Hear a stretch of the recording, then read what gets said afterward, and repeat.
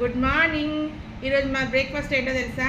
ఆలుగడ్డ టమాటా అండి. ఆలుగడ్డ టమాటా ప్లస్ ఈ పచ్చడ. ఈ పచ్చడ పేరు చెప్పండి. మొన్న వీడియో పెట్టిన నేను 2 రోజుల కింద వీడియో పెట్టిన. దీని పేరు చెప్పండి. టమాటా పచ్చడ, ఈ పచ్చడ పేరు చెప్పండి. ఇంత టేస్ట్ ఉందంటే అంత టేస్ట్ ఉంది.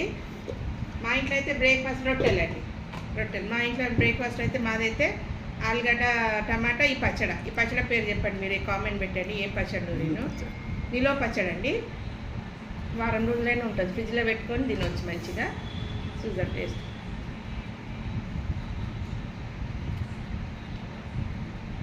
సూపర్ ఉండి మా ఆయన అయితే.